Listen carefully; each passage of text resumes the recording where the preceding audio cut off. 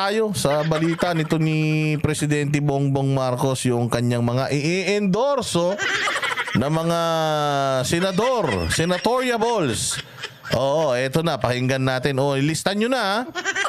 Ilista nyo na yung mga yung mga i-endorso nito ni Sir. Oo, syempre, sabi nga nila kapag nag-endorso sinungaling, yung ini-endorso niyan, baka mga ganun din.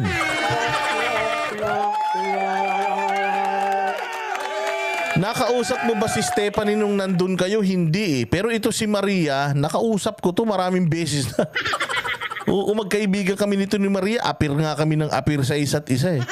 Oh, ito si Maria kasi pakalat-kalat lang din yun dan. Meron kasi silang sariling mga bahay. Ang ganda-ganda ng bahay nila doon. Oh, ilista nyo na ha. Ilista nyo na. Sabi nga nila, yung nag-i-endorso, sigurado ako, yung ini-endorso niya, sigurado ako kaparehas din niya. O kung ito nga nung nangampan niya nung 2022 walang tinupad eh. Kahit isa, walang tinupad to. Puro kapalpakan yung i-endorso nito, baka ganun din.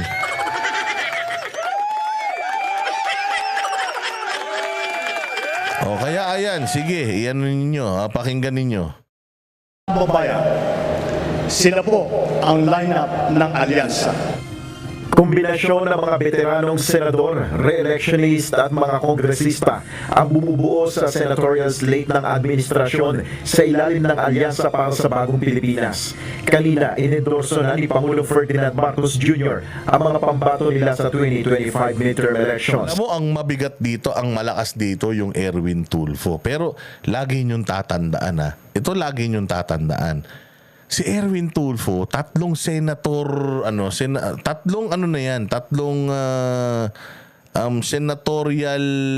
election na nagna-number 1 yan sa survey pero never yan tumakbo ng senador. Magtataka ka bakit?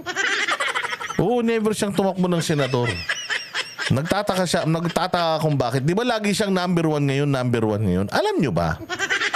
Na si Robin Padilla hindi natin ine-expect na mag-number 1.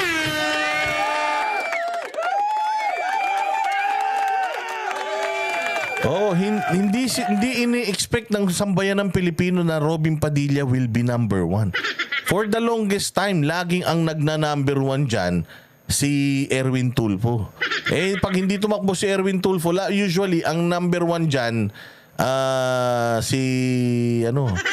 sino ba to? Basta yun na. Basta hindi natin in-expect na magna-number 1 yan si Robin Padilla, pero nag-number 1 siya. Yes, nandito si Erwin Tulfo. Kabilang dito sina Department. Yan, pucha, yung number 1, Benhar Abalos, ilubog na natin yan. Yung Benhar Abalos. Itong unang-unang line-up na to, Benhar Abalos, ilaglag natin yan. Parangawan nyo na. Ito yung mga talagang walang karapatang mamuno sa bayan nating Pilipinas dahil hindi pa senador to, nuknukan na ng nyabang to. Hindi pa senador to, demonyo na to. Hindi pa senador to, may kayakap na to sa Facebook. Lalo na pag naging senador to, lalong magiging abusado to. Saan ka makakita ng taong mali na ginagawa pang tama? Pag naging senador to, mas lalo niyong bibigyan ng lisensya ito na umabuso sa inyo.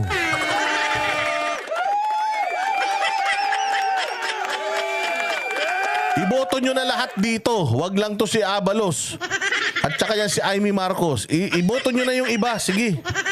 Pero wag nyo lang iboboto tong Abalos at saka itong Amy Marcos dahil yan yung mga sweetik sa Pilipinas. Alice Miel. Naku, salamat. Salamat, Alice Miel, ha. Buhay pa pala yung mga nagpapakulay. Akala ko natulog na kayo. Maraming salamat, Alice Miel, sa iyong generosity. God bless you. Ito kasi si Pia Cayetano, kasi alyansa yan eh. Ang dami na nilang partidong magkakadikit. Ang dami na nilang partidong magkakadikit. So ito si Pia, si Camille Villar at saka ito si Amy, sila yung galing sa partido nila Nancy Villar. Kaya nasama ito si Pia Cayetano at saka si Camille. Pero ito si Amy, ang kapal-kapal ng mukha nito. Na kesyo ganito, kesyo ganyan, mali yung gobyerno, ganito, galit sa pamahalaan ni Marcos.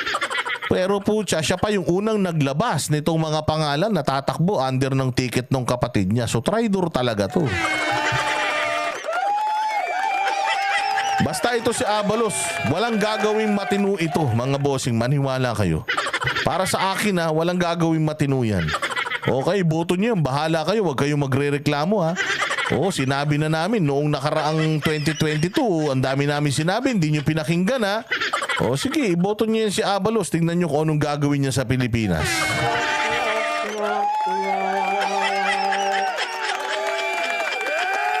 of the Interior and Local Government o DILG Secretary Benhur Abalos, Makati Mayor Abigail Binay, Senator Pia Cayetano, dating Senador Panfilo Lacson, Senators Lito Lapid at Amy Marcos. Kasama rin sina dating Senator Manny Pacquiao, Senator Ramon Bong Revilla Jr. Ayan, Pacquiao, Revilla, Tito Soto, Camille Villar, Erwin Tulfo, Francis Tolentino.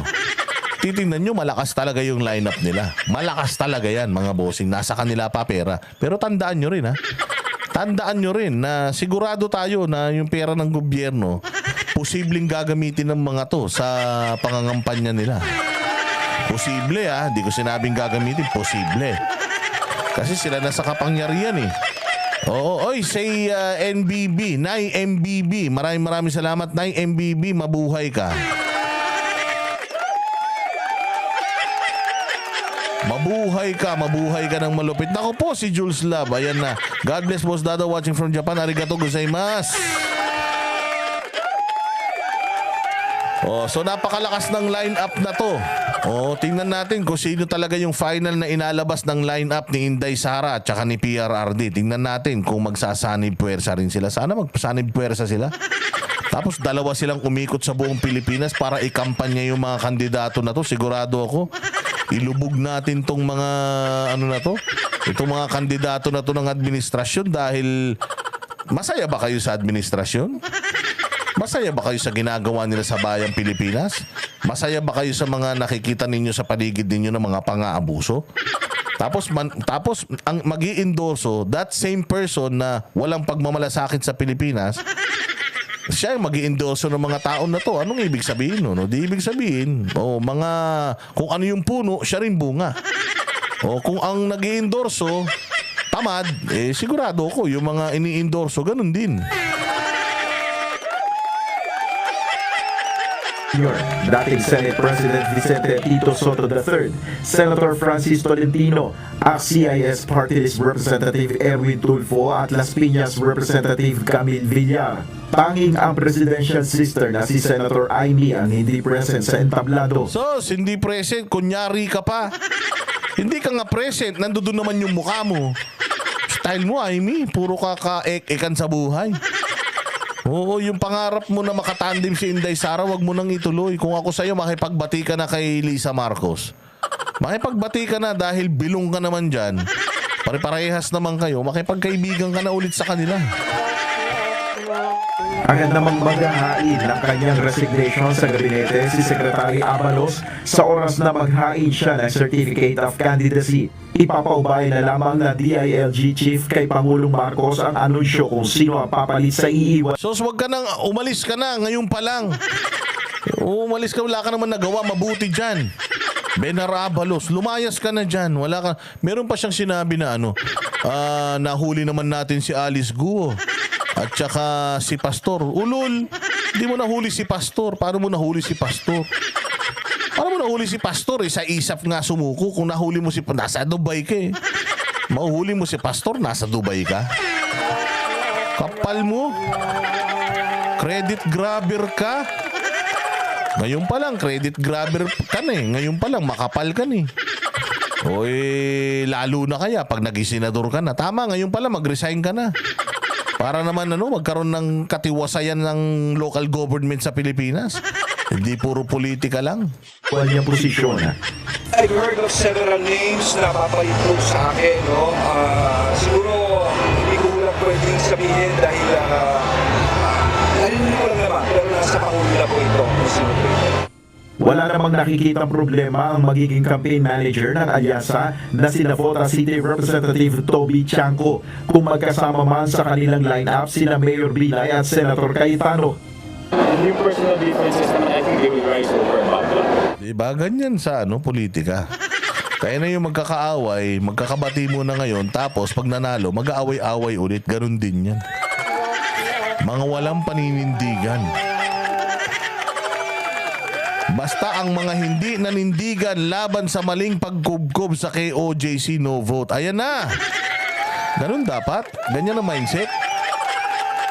Yung mga kupal.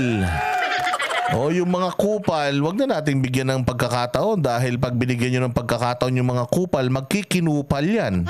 Pag nagkinupal yan, nyari kayo, kukupalin kayo yan.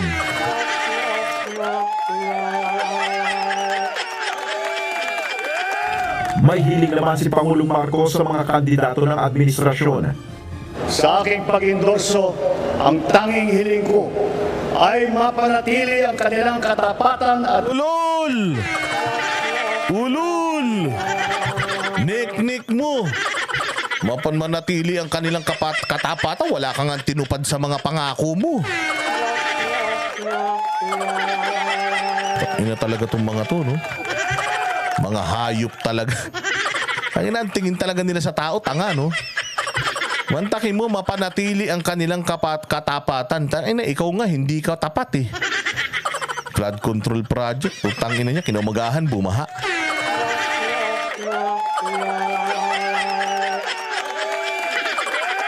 Panatilihin ang katapatan. Katapatan kanino? Sa'yo. Panatilihin yung katapatan sa'yo. Pwede yan. Kayang-kaya nilang gawin pero katapatan sa tao. Kayo nga, hindi kayo tapat sa tao eh. pagmamahal sa bansa. Ito ang pinakamahalagang John Jeff E., salamat. Mabuhay ka. katangian ng kandidato na aking tinitignan at pinag-iisipan. Kumpiyansa ang Pangulo sa kakayahan ng kanyang mga inendorso at naniniwalang magiging katuwang niya ang mga ito sa pagtataguyod ng mga programa para sa sambayan ng Pilipino. Nel Manibuho, UNTV News and Rescue. Yung mga galit kay Marcos no. Hoy, Lacson! Anong ginagawa mo dyan? Ikaw ang nagpauna-pauna nung hair follicle test nung eleksyon. Diba? Alam mo yun eh. Ikaw ang naunang nagano dun eh. Ikaw naunang nagpaingay nung pa-drug test, di ba? Ikaw yung nauna. Nauna ka nga nagpa-drug test. Kayong dalawa ni Pacquiao eh. Di ba? Kasi ikaw naniniwala ka dun sa sinasabi ni PRD na meron tayong isang kandidato na bangag. Hindi ba? Ikaw yun, Lacson eh. Tapos ngayon tumatakbo ka sa ticket niya. Tanginan to si Lacson. Basura!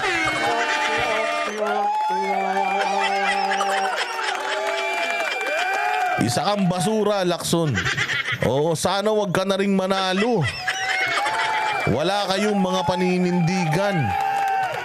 Wala kayong mga paninindigan. Mga hinayupak kayo.